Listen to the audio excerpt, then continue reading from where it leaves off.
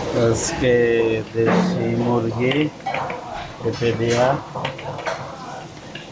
দিয়ে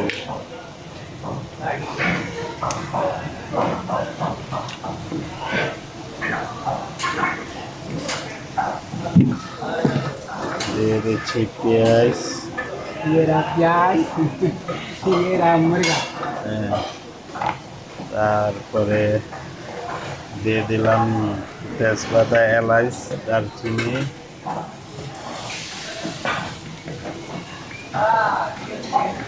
তারপরে দিয়ে দিতেছি রসুন বাটা। আচ্ছা, পেঁপে দিয়ে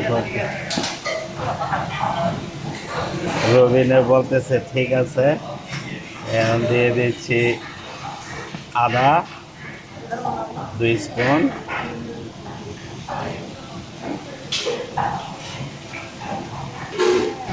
এখন দিয়ে দিচ্ছি দইনার গুঁড়া, দিয়ে দিলাম মরিচের গুঁড়া, দিয়ে দিলাম জিরার গুঁড়া, তারপরে দিয়ে দিলাম হলুদের গুঁড়া। এখন পরিমাণ মতো অলিভ অয়েল,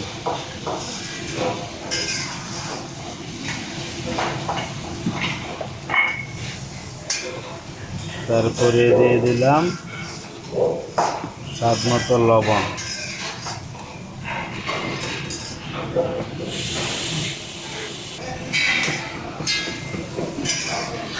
দিয়ে দিলাম কাঁচামরিচ।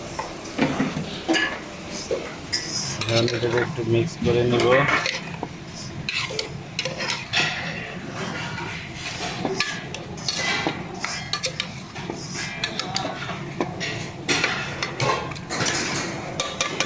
মিক্স করে নিলাম, একটু নাড়ে চেড়ে নিলাম।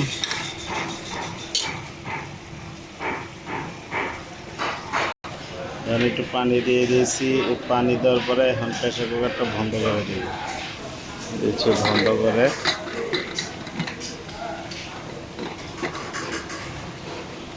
বন্ধ করে দিলাম 10 মিনিটের জন্য।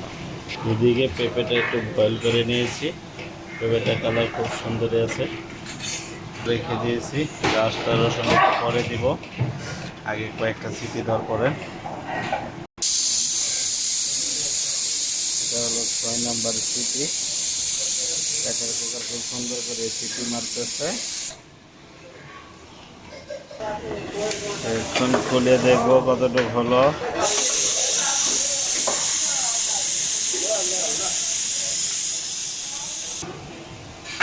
এখন এটা খুলবো, যেমন পরিমাণে হলো। মোটামুটি মাংসের একটা হয়ে আসছে।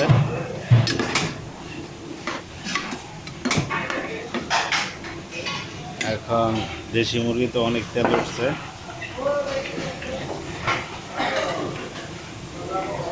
এখন এর মধ্যে দিয়ে দিব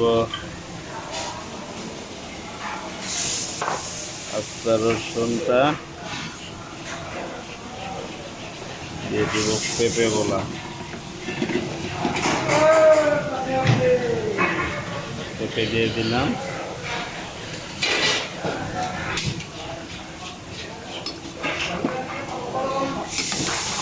এখন একটু নেড়ে চেড়ে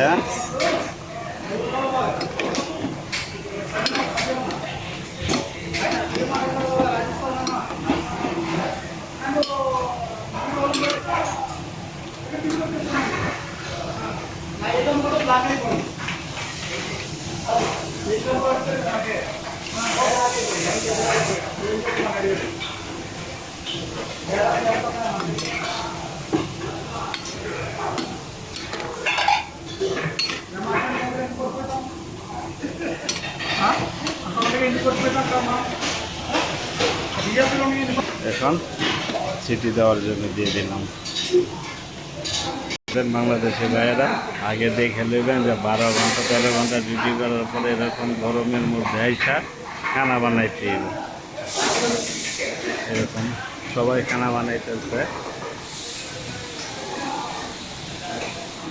তরকারি আমার হয়ে আসলো। সবাইকে ধন্যবাদ। আসসালামু আলাইকুম।